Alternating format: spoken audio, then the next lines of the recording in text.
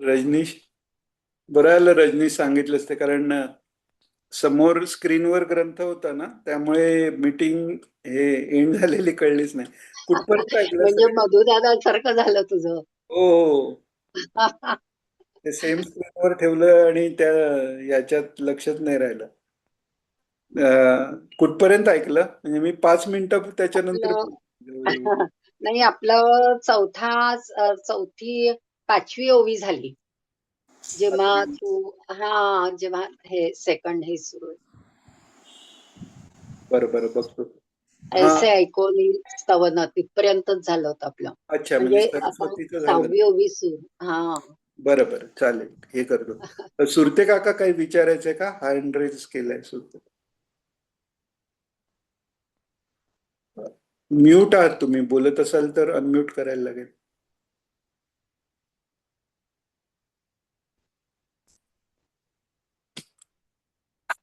हाँ मुखी देसी घास निजे भक्ता, ते जरा निजे भक्ता जरा प्लीज समजून सांगा एकदा. हा. आप आता आपल्या याच्यात ते 8वी चित्ता पद आहे नाही का, जे हो. निजजीवीचे हितगुज साधे, म्हणजे अगदी जे जवळचं आहे त्याच्यासाठी निज हा शब्द वापरलेला आहे. निजभक्त हा शब्द कोणाबद्दल वापरतो? जो जवळचा भक्त आहे त्याला निजभक्त हा शब्द वापरतो. म्हणजे तो इतका हृदयाच्या जवळचा आहे की त्याला स्वतःहून तो सच्चिदानंद रूपी मोदक ते भरवतात, असा तो निजभक्त आहे, म्हणजे जवळचा भक्त. म्हणजे आपण निजे भक्त होण्यासाठी प्रयत्न करायचा. सर्वात म्हणजे पहिलं तर आपण भक्त होण्यासाठी प्रयत्न करायचा प्रयत्न करायचा. हा. आणि नाही, मग आपण नंतर घोराळ कृष्णाचा निजभक्त. पाठ आपण घोराळ कृष्णाचा पाठ करतो, त्यामध्ये आपण शेवटचं पद होतो, स श्री दत्त प्रियो भवेत. म्हणजे आपला हो नेम काय आहे? स श्री दत्त प्रियो भवेत. हो हो. तर तो प्रिय प्रिय केव्हा होणार? तर धर्मे प्रीतीम जर आली, सन्मती मिळाली, देवभक्ती निर्माण झाली, त्या देवभक्तीनंतर सत्संग मिळाला आणि त्याच्यानंतर भुक्ती म्हणजे सत्कर्माची जी इच्छा आहे, ईश्वर प्राप्तीची जी इच्छा आहे, ती भुक्ती पूर्ण झाली, त्यांनी मुक्ती मिळाली आणि त्याच्यानंतर भावासक्ती निर्माण झाली की मग तो दत्ताला प्रिय आहे. पण मोठ्या महाराजांची दया अशी आहे की नुसतं तुम्ही ते तिथपर्यंत जाल तेव्हा जाल, पण निदान ते स्तोत्र जरी म्हटलं, नामस्मरणाचा जसा फायदा आहे की तुमची जी स्टेज आहे त्याच्यापेक्षाही अगदी वरचं, म्हणजे आज्ञाचक्राच्या इथली जी लेवल आहे की समाधी अवस्थेत तो गेला, समाधीतनं बाहेर आला तरी कधीही समाधीत जाऊ शकतो, तसं त्या नामस्मरणाचं जे फळ आहे तसं त्या स्तोत्र पठणाचं फळ हे दिलं की तो दत्तप्रिय, दत्ताला प्रिय होईल.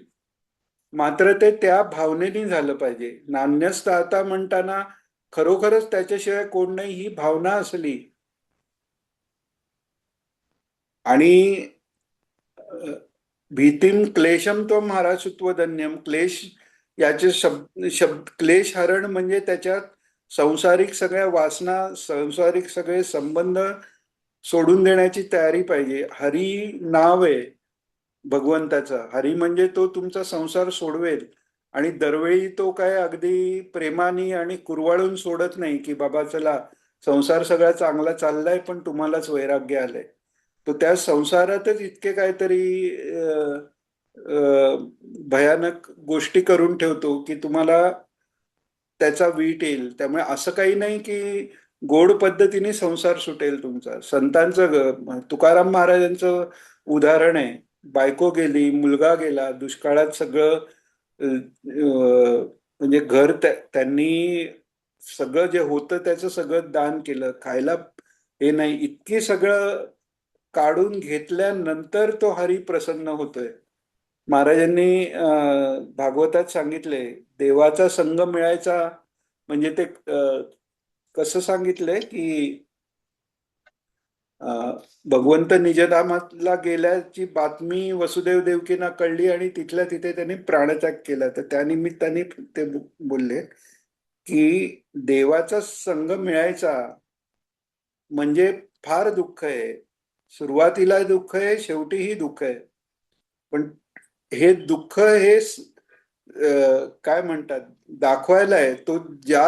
तो जर खरा भक्त असेल तर त्या दुःखातही त्याला दुःख वाटतच नाही, कारण ते त्याच्या दुःख कुठे मनापर्यंत, पण मनापेक्षा मनाची जागा ज्यांची भगवंतानी घेतलेली आहे त्यांना सांसारिक काही झालं तरी दुःख होत नाही. ती जी अवस्था आहे ती ज्याला प्राप्त होते त्याला तो मोदक भरवला जातो, तो निजभक्त आहे.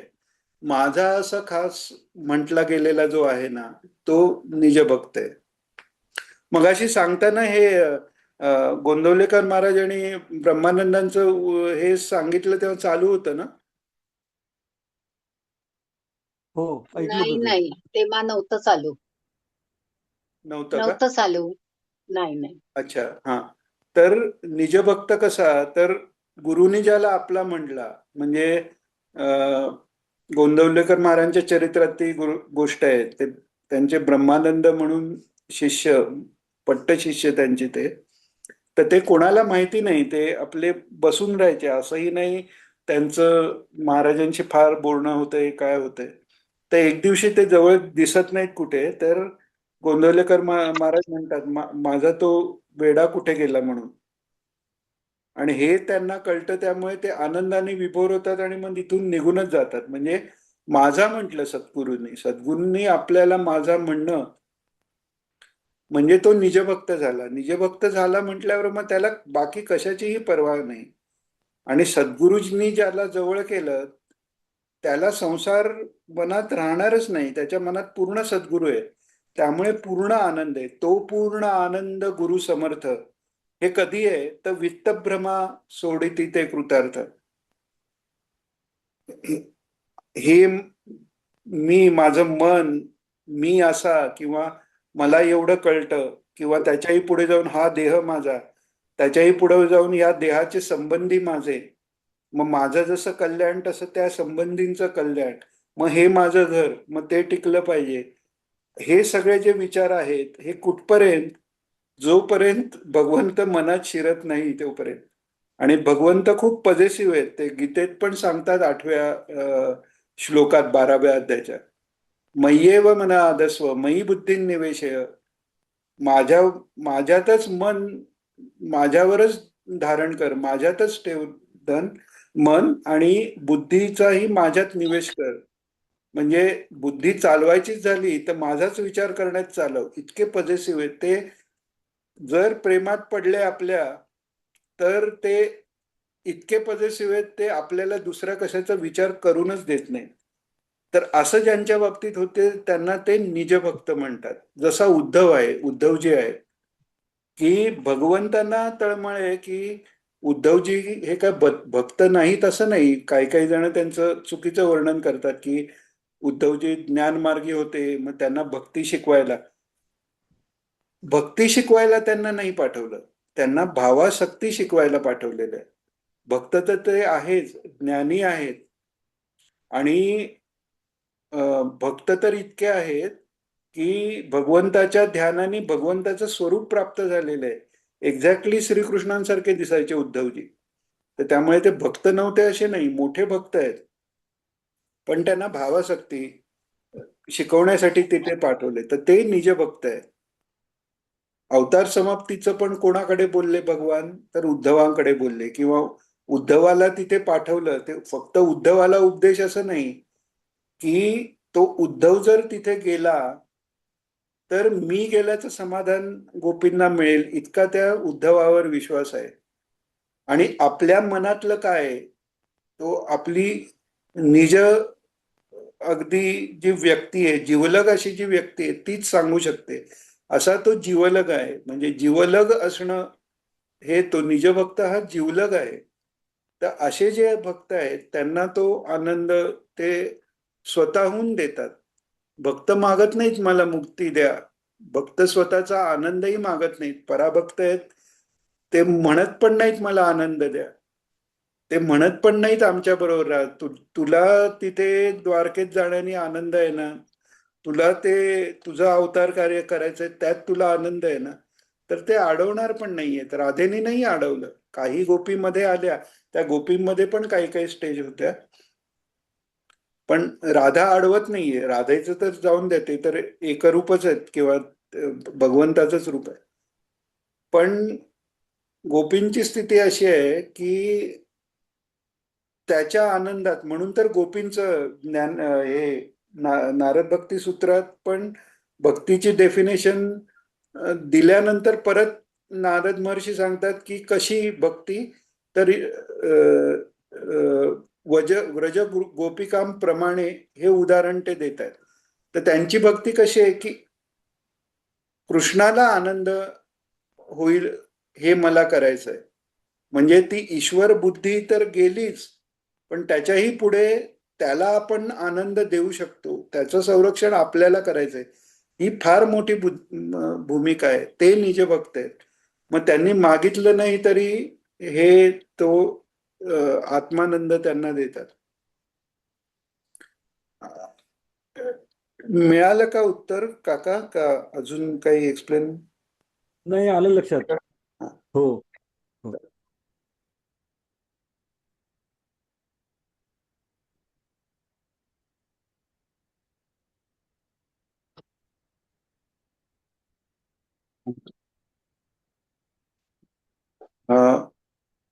उन्मेखेशी बोलला आपणच ऐकला ना अर्थ?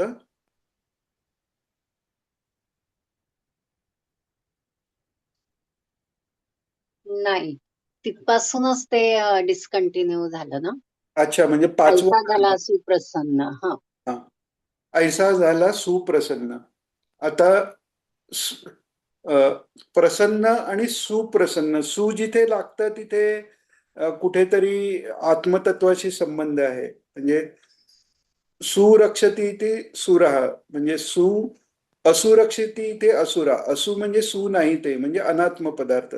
सु म्हणजे आत्मप्रसन्न पदार्थ. म्हणजे सुप्रसन्न जेव्हा होतो तेव्हा त्या सुप्रसन्न झाल्यावर त्याचा परिणाम काय, तर प्रसाद होता. प्रसाद काय? प्रसाद महाराजांनी सांगितले प्रवचनात की प्रसाद हा अनुग्रह बुद्धी म्हणून डेफिनेशन आहे, असं महाराजांनी सांगितलं. तर अनुग्रह करण्याची बुद्धी होणं,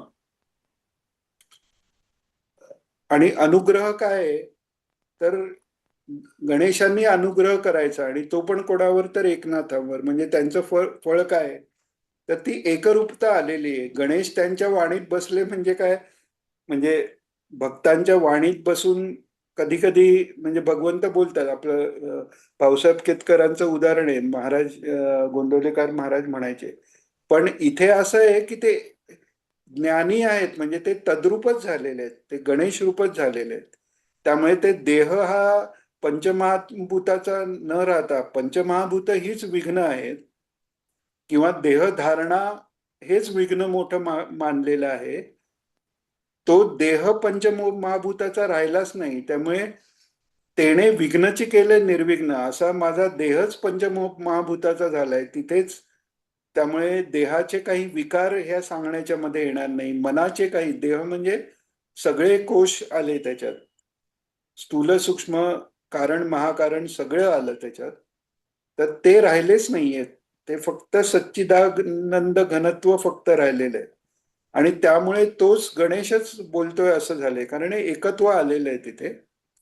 उन्मेखेशी बोलला आपण. मेख म्हणजे त्यातलं रहस्य, जे पटकन कळून येत नाही असं रहस्य. आणि उन लागलं, उन्मनी अवस्था म्हणजे मनाची अवस्था मनाच्याही वरच्या लेवलला गेली, म्हणजे आत्मानंदापर्यंत पोहोचली. तसे उन्मेख म्हणजे जे आत्मतत्व जाणून घेणारं जे रहस्य आहे, तो बोलला आपण, असा तो गणेश बोलला की भावार्थ रामायण चालवी वेगे.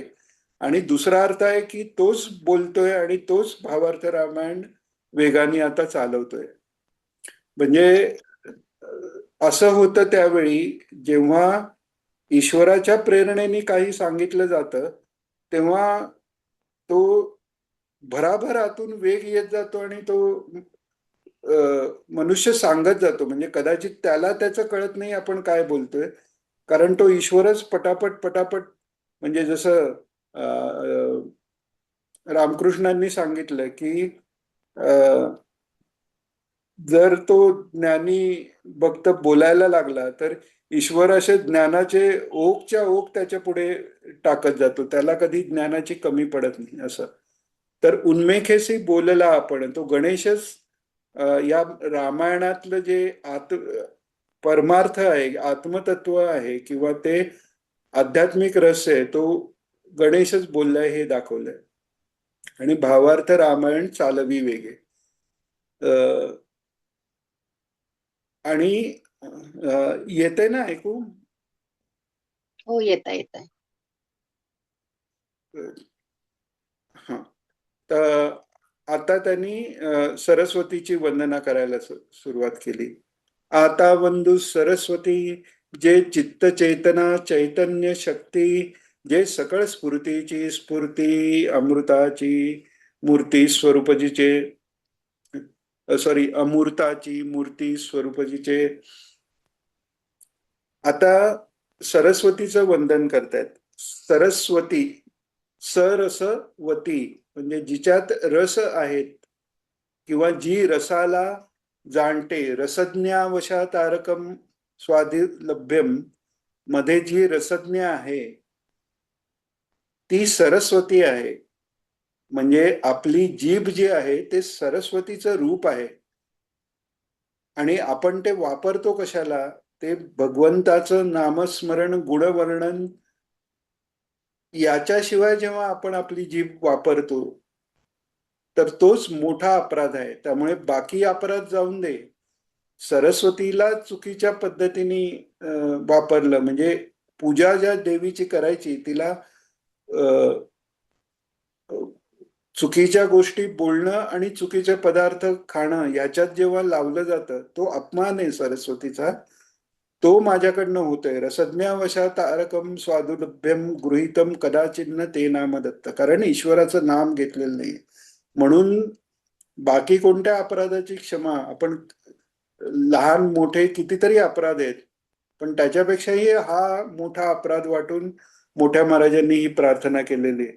तर सरस्वती आहे ती. आणि ती सरस्वती, तिचा जर आपण योग्य वापर केला तर ती सरस्वती त्या ज्या स्थूल रूपात जी आहे ती स्वस्वरूपात येऊ लागते आणि तुम्हाला तिथे प्रेरणा करू लागते. तर अशी ती सरस्वती आहे. आणि ही सरस्वती ही कशी आहे तर ती भगवंताचे जे सत चित आनंद स्वरूप आहे तर त्या सत हे जे स्वरूप आहे त्याच्यापासून सत शक्ती जी आहे ती महामाया आहे. मग ती सत्तत्वाचं लक्षण काय की असणं. तर ती महामाया, त्यामुळे हे असणं हे भासवते सगळीकडे आणि ते आत्मपदार्थासारखं अनात्म पदार्थात पण भासवते. पण एखादा जर भक्त असेल तर त्या अनात्म पदार्थात वाटणारं जे सत्व आहे त्यातनं त्याला बाहेर काढून ती पार्वती महामाया ती त्याला जे खरं सत स्वरूप आहे तिथपर्यंत घेऊन जाते. अशी ती आदिमाया पार्वती. आता सरस्वती हे चित स्वरूपाचं मूर्त रूप आहे. ती शक्ती चित शक्ती आहे. त्यामुळे ती ज्ञानशक्ती आहे. आणि तीच ज्ञानशक्ती आपण जे बघितलं की या देवी सर्व भूतेषु बुद्धिरूपेण संस्थिता.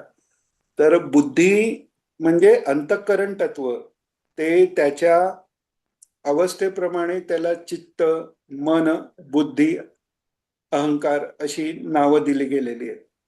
आणि त्यातल्या त्यात जेव्हा ती अंतःकरण तत्व चित्त स्वरूपात असतं तेव्हा ते संस्कार घेतं आणि ते स्टोअर करतं.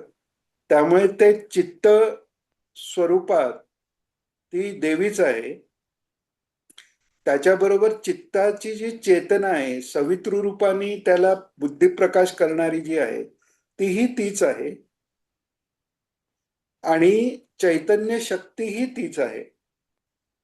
म्हणजे चैतन्य शक्ती जाणवून देणारी पण जी सवितृ शक्ती ही तीच आहे आणि बुद्धिरूपाने तीच आहे आणि ते चैतन्य ही तीच आहे. अशी ही सरस्वती आहे. आणि ती सकळ स्फूर्तीची स्फूर्ती आहे. आता ही स्फूर्ती म्हणजे सगळं काम करण्याची स्फूर्ती पण आहे, पण ती सगळं काम करण्याची स्फूर्ती, सगळं काम आपण करतो त्याची सुरुवात कुठे? बुद्धीने विचार करण्यानी सुरुवात आहे. आणि म्हणूनच आपण मागे पाहिलं बुद्धीच्या सेशन्समध्ये की समर्थ मागतायत काय? त्यांना जे काही करायचंय किंवा जे काही करून घ्यायचंय याच्यासाठी एकच मागतायत, बुद्धी दे रघुनायका. तर तशी ती बुद्धिरूपा जी आहे ती सगळ्या स्फूर्तीची स्फूर्ती आहे. आणि त्याबरोबर अजून एक यातला अर्थ असा की ही जी भावार्थ रामायणाची काव्य स्फूर्ती जी आहे, ती स्फूर्ती जिच्यामुळे होते अशी ती स्फूर्तीची स्फूर्ती अशी ही सरस्वती आहे. आणि अमूर्ताची मूर्ती स्वरूप जिचे, अमूर्ताची मूर्ती स्वरूप जिचे, म्हणजे अमूर्त जे सच्चिदानंद आहे त्याचं व्यक्त स्वरूप जे आहे, व्यक्त होतं केव्हा? मूळ प्रकृती तयार झाल्यानंतर पुढे महत्त्व, अहंकार, त्रिगुण आणि या सगळं व्यक्तरूप येतं. तर त्यामुळे ते व्यक्त होण्यासाठी, इवन ओंकार स्वरूप हे व्यक्त होण्यासाठी जी आवश्यक आहे आणि जी त्या व्यक्त रूपात स्वतः आहे ती ही चैतन्य शक्ती आहे. मगाशी सांगताना आपण सत आणि चित शक्तीचं बघितलं, तसंच आनंद शक्ती ही आल्हादिनी ही महालक्ष्मी आहे. आणि या तिन्ही शक्ती जिच्यातनं येतात तिलाही आल्हादिनी म्हणतात, ती राधा आहे. कारण हा आनंद सत आणि चित स्वरूपाने आहे, असं तिचं स्वरूप आहे. आणि सच्चिदानंद एकत्र आलं की त्या एकत्र सच्चिदानंद, सच्चित आनंद या हे जेव्हा व्यक्त आहे, तर व्यक्तही आहे किंवा अव्यक्त जरी असलं तरी त्याला ते प्रेमस्वरूप आहे. तर ते प्रेमस्वरूप, ते प्रेम म्हणजे राधा आहे. त्यामुळे ती सर्वात श्रेष्ठ, ती भगवंताचंच रूप मानलं गेलेलं आहे. मानलं नाहीये, नुसतं आहेच ते. श्रीकृष्णांनीच ते रूप स्वतःच्याच आनंदाचा अनुभव घेणं हे प्रेम आहे. एखाद्याबद्दल आपल्याला व्यवहारातही प्रेम केव्हा वाटतं? त्या व्यक्ती पासून काही आनंद मिळत असेल तर प्रेम वाटतं. तर हे कशामुळे? तर त्या मूळ आनंदाचा जो अनुभव घेणं आहे, घ्यावासा वाटणं आहे, हेच प्रेम आहे आणि तीच राधा आहे. तर आणि ही चैतन्य शक्ती म्हणजे ही सरस्वती आहे, सगळ्या स्फूर्तीची स्फूर्ती आहे, हे आपण पाहिलं. आता ही कशी आहे तर ते पुढे सांगताय. हंसवाहिनी हा शब्द रूढ, परी ते परमहंसी आरूढ, गुह्यार्थ जे अतिगूढ, ते दावी उघड ग्रंथार्थी. आपण म्हणजे सरस्वतीचं वाहन आहे ते हंसावर बसलेलं आहे, पण ते हंस म्हणजे परमहंस आहे. आता हंस काय आणि परमहंस काय? आपण मोठ्या महाराजांची आरती पुढे कधी वेळ मिळाला तर त्याचाही डिटेलमध्ये अर्थ पाहू आपण, की सोहम हंसा पक्षाभ्याम संचरसी ह्या काशे, असं त्याच्यात म्हटलेलं आहे. तर आत्मतत्वाचा जो अभ्यास आहे तो दोन प्रकारे केला जातो. हम म्हणजे अहम, सहा म्हणजे मी आहे, मी तोच आहे, आणि सहा अहम म्हणजे सोहम म्हणजे तोच मी आहे. आता हे कसं?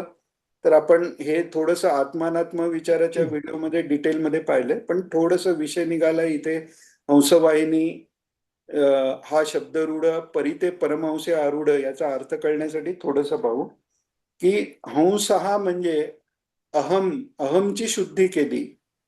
जसं रमण महर्षींचा जो मार्ग आहे, हु एम आय, मी कोण आहे, या एका एन्क्वायरीनी ते आत्मतत्वापर्यंत गेले.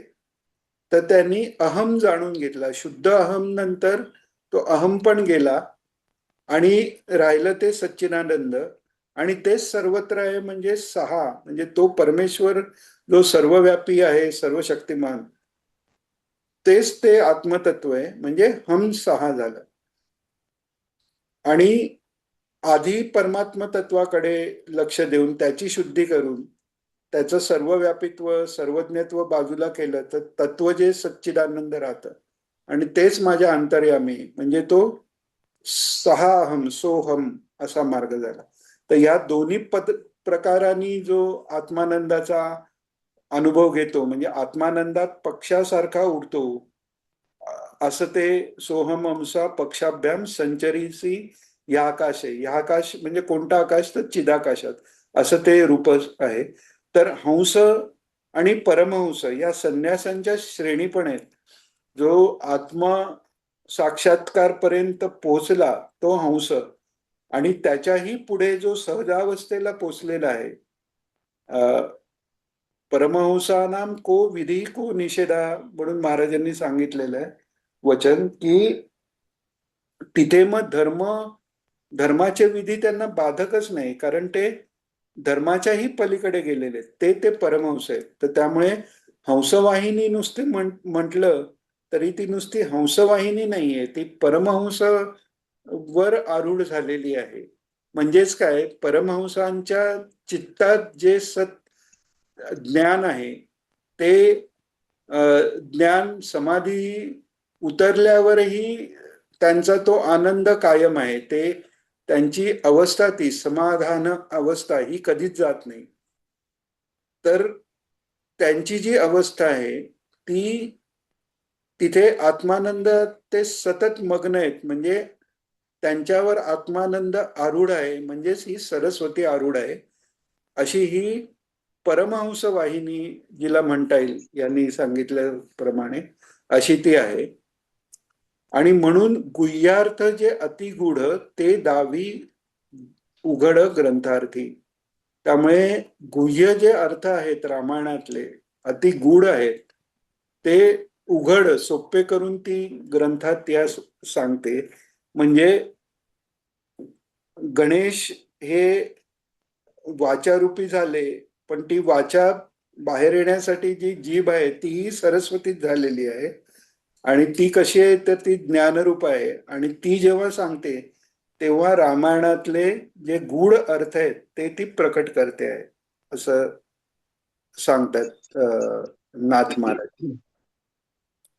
हा, कोण काही बोललं का? नाही नाही. हा, तर पुढची होवी 9वी. परमहंस अंशा अंशी शोभा शोभे अहर्निशी सत्वातीत शुद्धतेसी तेजी निजांगासी शुभ्रवर्ण. आता परमहंस जे आहेत, तर तिथे अंशरूप जरी जीव असला तरी जेव्हा परमहंस पदाला प्राप्त होतात तेव्हा अंश आणि अंशी या दोन्ही रूपांनी तेच आत्मतत्व राहतं. तर ते इथे सांगितलेलं आहे. परमहंस अंशांशी शोभा शोभे अहर्निशी, म्हणजे त्यांचं ते परमहंसत्व किंवा आनंद रूपत्व, ईश्वराशी एकत्व हे अहर्निशी आहे. समाधीत अवस्थेत गेल्यावर आत्मानंद आणि मग नंतर व्युत्थान, हा संबंध त्या परमहंसांना नाही. ते कायमच त्या आत्मस्थितीत आहे. आणि तशीच ही सरस्वती ही तीच आहे. ते आत्मतत्वाचा प्रकाश, आत्मानुभूती हीच ती सरस्वती ही आहे. आणि शोभा शोभे अहर्निशी हे पाहिलं आपण. सत्वातीत शुद्धतेसी तेची निजांगाशी शुभ्रवर्ण. सत्वातीत शुद्धता कशाची शुद्धता? तर बुद्धीची शुद्धता. सत्वातीत बुद्धी म्हणजे सत्वगुण बुद्धीचा विकास कसा होतो? तर रजतमापासून बाजूला होण्याकरता पहिल्यांदा सत्वाचा उत्कर्ष आहे. सात्विक अहंकार वाढलाच पाहिजे. स्वराज्य हा माझा जन्मसिद्ध हक्क आहे आणि तो मी मिळवणारच, हा सात्विक अहंकार असल्यावरच पारतंत्र्यातनं बाहेर येता येतं. ते आल्यानंतर मग अजून पुढची अवस्था आहे. तर तसं आहे की सुरुवातीला हे राज्य व्हावे हे तो श्रींची इच्छा, हा सात्विक संकल्प आवश्यक आहे. त्यांनी राजस तमस संकल्प दूर होतात. आपल्या इंडिव्हिज्युअली पण एवढी उपासना झाली पाहिजे, एवढं ग्रंथ वाचन झालं पाहिजे, आपल्या मनात ईश्वराबद्दल प्रेम का उत्पन्न होत नाही ते झालं पाहिजे. आणि त्याच्यासाठी जे करायला लागेल ते सगळं मी करीन, हा सगळा जरी अहंकार असला तरी तो सात्विक अहंकार आहे. आणि त्याचा फायदा काय की तो रजतमाला बाजूला करतो आणि सात्विक अहंकार उच्चावस्थेला गेला की तो सत्वाच्या पलीकडे जातो आणि मग ती बुद्धीची शुद्ध अवस्था आहे. कारण बुद्धितत्व जे मूळ आहे, मना सज्जना का म्हटलेलं आहे? कारण ते सत्तत्वाशी एकरूप आहे. कारण माया जी आहे किंवा दुःखाची उत्पत्ती कुठे आहे? तर ती त्रिगुणात आहे. त्रिगुण कधी निर्माण झाले? पहिल्यांदा मूळ प्रकृती झाली, त्यांनी महत्त्व म्हणजे बुद्धितत्व निर्माण झालं. मग त्याच्यानंतर अहंकार जो सगळ्याचा मूळ आहे तो निर्माण झाला. त्या अहंकारातनं त्रिगुण आणि त्या त्रिगुणातनं पंचमहाभूत. त्यामुळे सत्वगुण हा खूप खालच्या लेवलचा झाला. सत्वगुणाच्याही पुढे तो अहंकार, सात्विक अहंकाराच्या पुढेचा अहंकार म्हणजे फक्त अहम ब्रह्मास्मी जो अहंकार येतो, आणि त्याच्याही आधी ती शुद्ध बुद्धी आहे. तर ती इकडे दाखवलेली आहे की ती शुद्ध बुद्धी, म्हणून तो शुभ्रवर्ण आहे आणि तोच निजांगाशी शुभ्रवर्ण. आता हा तो निजांगाशी शुभ्रवर्ण जो सरस्वतीचा आहे, तसंच स्वतः वक्ता हा आता त्या त्रिगुणातीत अवस्थेचा असल्यामुळे त्या शुभ्रवर्णात तो आहे.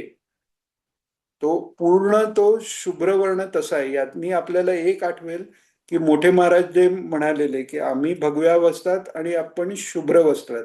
तो शुभ्र वस्त्र म्हणजे फक्त गृहस्थाश्रमी अशा ह्यांनी नाहीये. ते शुद्ध चैतन्यच असल्यामुळे ती शुद्ध बुद्धी घेऊनच पूर्णावतार महाराज आलेले आहेत. त्यामुळे त्या दृष्टीने त्यांनी म्हटलेले आहेत. आणि तेच इथे आहे. तर ती देवी पण शुभ्र, या शुभ्र वस्त्रामृता ही आहे आणि स्वतः ती हेमांगी आहे. म्हणजे ती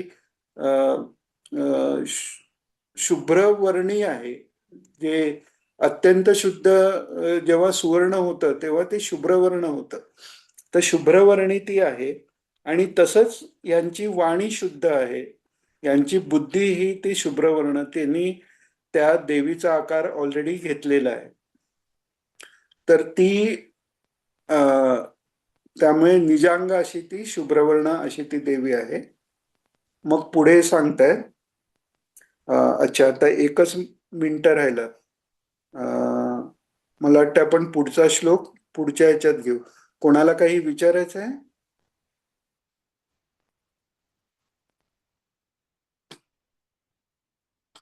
म्हणजे आपण प्रश्न नुसता घेऊन नोट करून ठेवू आणि पुढच्या वेळी त्याचं उत्तर देऊ. पण शंका असेल तर ती आत्ताच, नंतर विसरलं जायच्या आधी काही विचारायचं असेल किंवा काही सांगायचं असेल तर. नसेल तर थांबूया आजच्या करता. उद्या भेटतोच होत आपण. रजनीश, काय येणार आहात की नाही?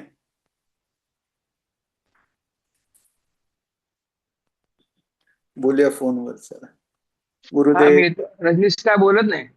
नमस्कार. गुरुदेव दत्त. गुरुदेव दत्त. काका नमस्कार करतो. वसुधाताई नमस्कार.